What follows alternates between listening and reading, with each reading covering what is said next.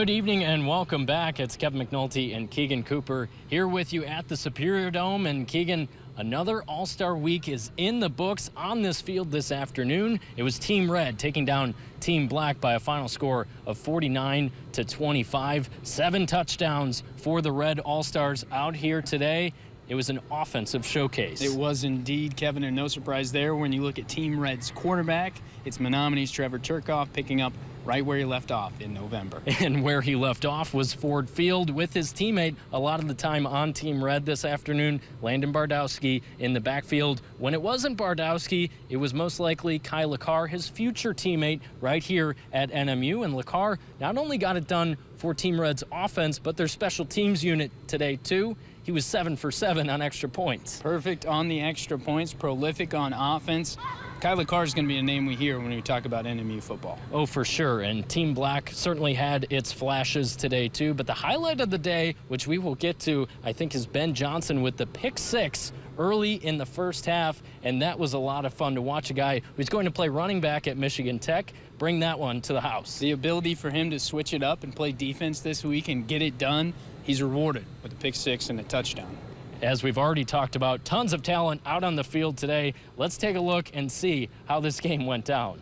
It's Team Black, led by Gladstone's Travis Wiltsius, taking on Team Red, led by Menominee's Chad Brandt, in the 17th annual UP Football All-Star Game. Now the Black All-Stars make an early offensive push here. Nate Young throwing it up, and Matthew Kolovecki bringing it in.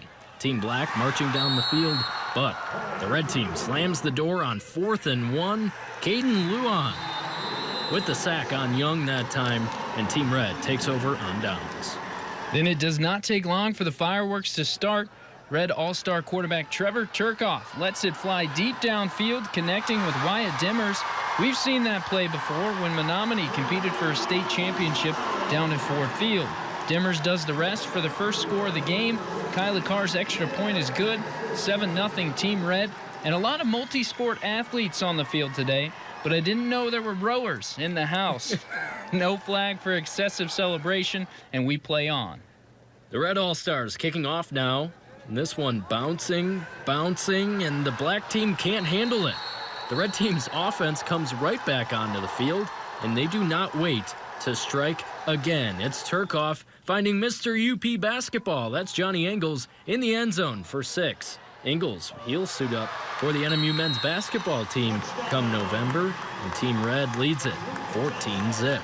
Jumping to the second quarter now, Danny Marcotte in at quarterback for the Red team, and his pass intercepted by Ben Johnson, typically a running back, but he shines on defense Saturday. All the way to the house for a pick 6, extra point no good, and Team Red leads 14-6. I told Johnson I wanted to see a big hit out there, but I'll take that.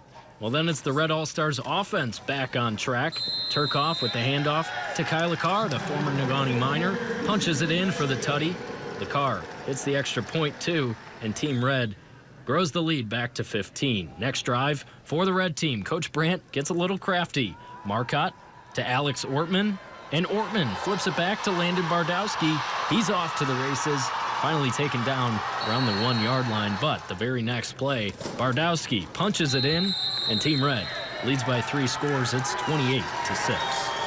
But the Black All-Stars show some signs of life on their next possession. Nate Young rolls out of the pocket, looks downfield, and fires toward Jace Arsenault. But sometimes you're in the right place at the right time. The ball goes off the hands of one receiver and into the hands of Caden Gibbs for the touchdown.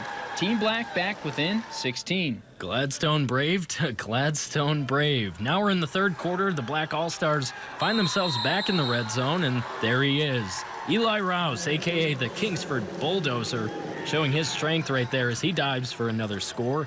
It's now 28-18 Team Red, but after all, it was Turcoff's day on his new field. He finds Ingles yet again, another long touchdown pass from number 11 to number 20, and the Red All-Stars extend their lead to 35-18.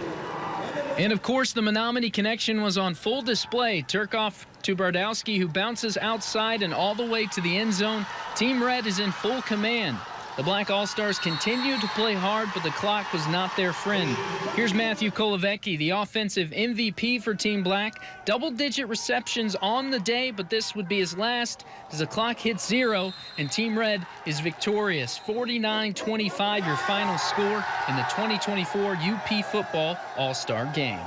So much fun, a lot of privilege on my part, so many personalities, and that's the fun part about it. I mean, great kids, great futures.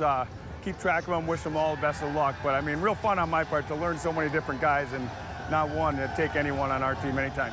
It feels great because we worked hard all week. I mean, we really came together as a good group of guys, and yeah, it feels good that our hard work this week paid off.